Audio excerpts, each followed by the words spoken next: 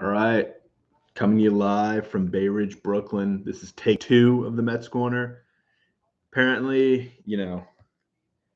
from what I heard, we had some technical difficulties. That wouldn't be the first time. It won't be the last time. It's a learning curve here for sure. I'm pretty much as dumb as they come when it comes to anything technology related, and then you throw in the fact that it's live TV or live YouTube, whatever the hell it is. Yeah, I mean, you can have your occasional blips, but I think we're live, and I think I'm gonna try this again. All right, now we have audio now. Perfect. I can do my whole rant again, talking to myself apparently. Coming to you live from Bay Ridge, Brooklyn. This is the Mets corner, following a Mets 11-4 win. Uh, what can we say? The headline today is the Mets win, but at what cost? Max Scherzer comes out of the game in the sixth inning with tightness in his oblique. It's something that you never want to hear. Oblique is what I say. It's left side tightness. He comes out of the game. It's scary. It's something as a Mets fan that you feel like you've seen before. He's out for the season. It never goes well. The Mets are cursed. All these things. Blah blah blah. It's all true. All very very true. But it seems as though the Mets avoided complete and utter disaster here, and we'll take that. We'll always take that. And the Mets get a win. It wasn't a loss, and Scherzer is out for the season. They at least won the game, and I think all things considered, you're kind of you're never happy with an injury, but you're happy with how this injury broke. You're happy with that. It's something you can conceivably see Max Scherzer coming back from in the not too distant future, in the not too coming back from in the relatively not too distant future. That was correct. No, in the I don't even know what the hell I'm saying. He's coming back soon. That's what I'm saying. I'm tired. I can't keep my eyes open. I'm watching the Mets, lose their best pitcher. I don't know what the fuck's going on, but the Mets win, and Max Scherzer's not out for that long. So take that and run with it. Recapping the game really quick. The Mets get 2 runs in the first inning. They give it right back on a Pujols single. The game stays tied for a while. Then they get 4 runs in the bottom of the 5th. All 4 runs scored, all 4 RBIs from different guys. That's what you want to see. That's how the Mets have built this team. That's how the Mets are going to continue to build this team. If they have any shot of winning, it's going to be due to that. The guys in the middle and the back of the lineup getting the hits that they need to support the Pete 3-run homers and the Nimmo extra base hits. That's what's going to happen. And if the Mets are able to do that and continue to do that, they're going to have a very successful team and a very successful season. So a few other things, Ottavino came in and pitched well. Lugo gave up a 2-run bomb, obviously, but then straightened it out. And then the Mets, when they score first, are 18-7. And that's just your ultimate recipe for success. Score first. When they don't score first, they're an under 500 team. When they do score first, the 11 games over. I mean, it's pretty simple. It's pretty, or 12 games over now. It's pretty clear cut what happens when the Mets score first. So they should do that more often. I'm going to go with I've got a few new things here. So I'm starting with the headline of the day, which is, obviously Scherzer getting hurt. Mets win it, without what cost. We've got the recap of what just happened with the Mets finding a way to get 11 runs across using their bats in a very methodical way. And then we have the stat of the game, which my stat of the game tonight is Scherzer only going 87 pitches deep, obviously due to injury. But, it's the story. It's the story. I don't care. The Mets could have won this game 100-4. It's the story. Max Scherzer gets hurt. The hope and prayer is that he's going to be okay. And left side tightness is as good of news as you could have heard. But it's scary nonetheless. He's your best player. He's your most important player, probably, if you have any hopes of winning a World Series. So he needs to come back, and he needs to be healthy, and he needs to be okay.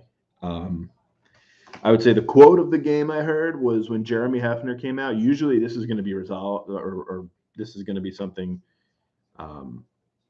pretty much saved for anything Gary, Keith, and Ron. But this one actually goes to Mr. Jeremy Hefner, who came out, and it looked like he mouthed either it's bad or it's nothing bad. And that's a very fine line. We're talking about the season here. And I would say, all in all, um,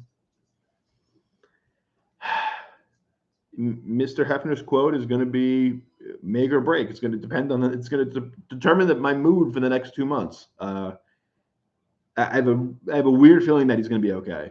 I'm not a doctor, but I have a weird feeling that he's going to be okay. Unsung hero of the game. I'm going to give it to two guys here. I'm going to go Canna and Nimmo. Canna got on base 4 times tonight. Nimmo drilled the ball off his leg the other night, and he came out today with a triple. Just now, I mean, Nimmo, extend Nimmo, give him whatever he wants. The dude rakes. He gets on base. He does everything right. He's the right kind of attitude. He is a Met through and through. He's a guy who I want to be a Met. He's getting better. Now that he's starting to stay healthy, knock on wood, he's going to be a guy who's going to deliver in the clutch. You can feel it. You can tell it. He has the right approach. He's everything you want. He's getting better in center field.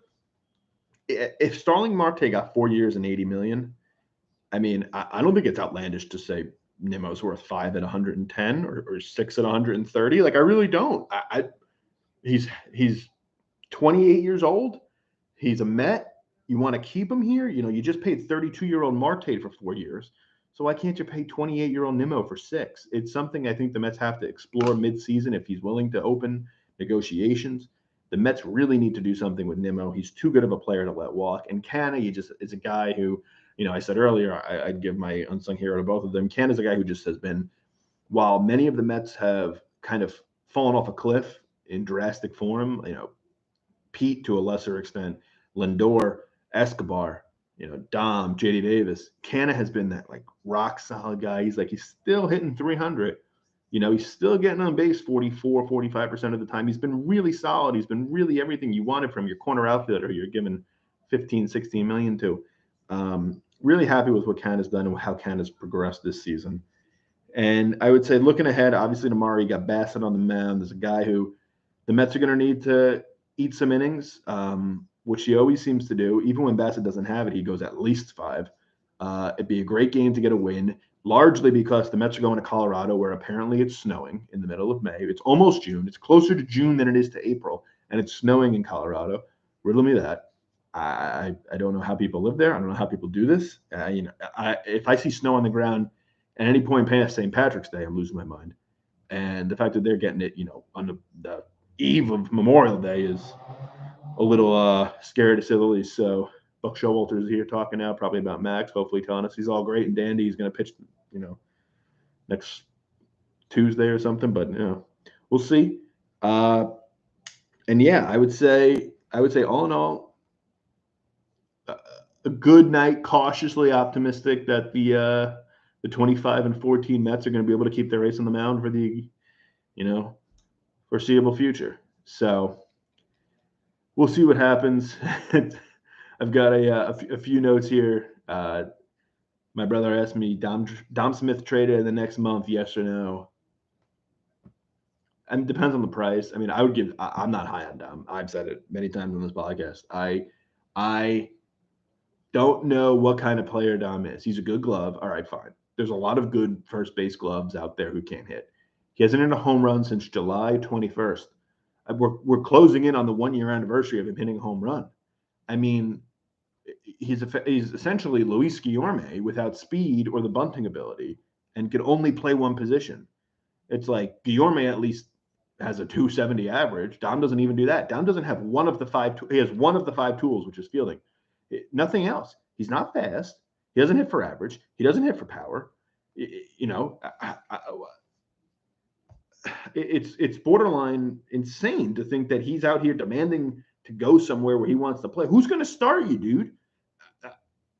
The Red Sox, maybe? Like, I don't know. I'm at a loss when I see whenever that story, which seems to pop up now like once a month, of Dom saying he wants more playing time.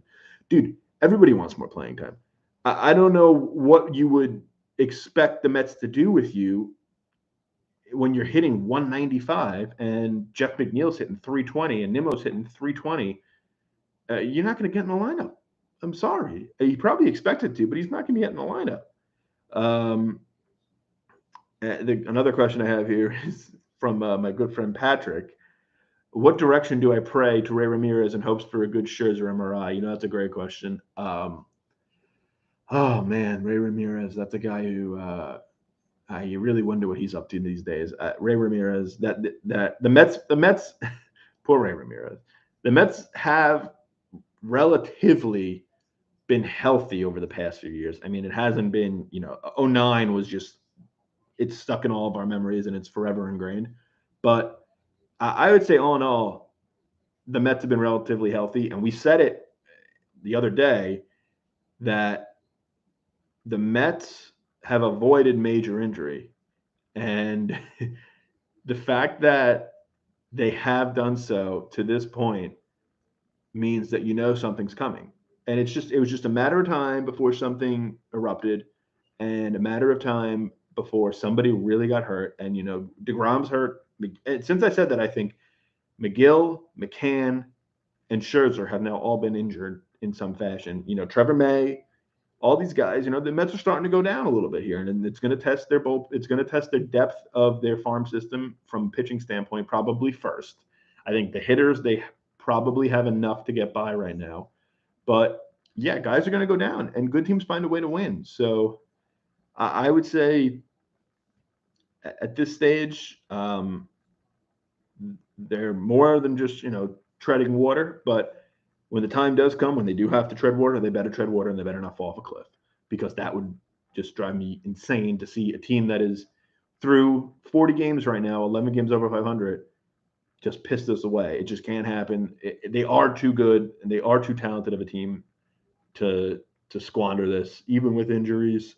Barring an '09 issue, the Mets really have to find a way to continue and sustain the success. Another thing that has to be brought up is Patrick Mazeika just continues to look like a competent backup catcher, which is more than you can say for his counterpart, Mr. Tomas Nido, who, as I ranted about last night, is in this league because of his defense and allowed 2 pass balls in the 9th inning. It just can't happen. It's like a pizza delivery guy, losing the box of pizza. Like, it can't happen. It just, you can't have defensive liabilities be the guys who are on the team because of their defense. So I digress. But Mazeika has shown you a lot from the bat side too. I think he puts together pretty decent at bats. When he makes contact, the ball has a little oomph to it. It's a lot more than you could say for Nido. So I'm not trying to.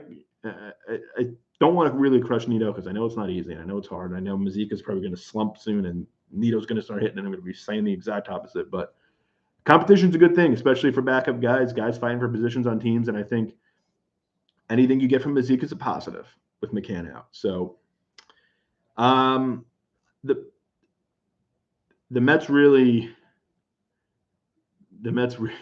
got to be I think counting their lucky stars right now that Mr. Scherzer doesn't have pain in his elbow or pain in his shoulder. I've just got another message about the highlight of the night being Arenado getting thrown out at second on a single, which was pretty miserable base running. I mean, the ball was hung up in the air. Mark Canha at no point, I don't know if anybody saw this, the ball was hit, I would say, well above the height of the stadium. And Arenado never seemed to move off of first base. He just kind of wandered. And while he was there, I don't even think he got more than 10 feet off the base. The ball dropped. Canha looked like he never, ever had a good read on it. It looked like it was dropping the whole way. I was sitting on my couch like, that's a hit. And Arenado just didn't go halfway. He didn't even go close to halfway. If he takes 2 more steps, he's safe by a mile. But he doesn't. He gets thrown out. I think it was Yepez was the guy who hit the ball, was none too pleased with the fact that his hit was taken away because his teammate got thrown out at second. You can probably count on one hand the amount of times you'll have those in a career, but it happens to them. It's something that typically would have happened to the Mets, and we'll take it.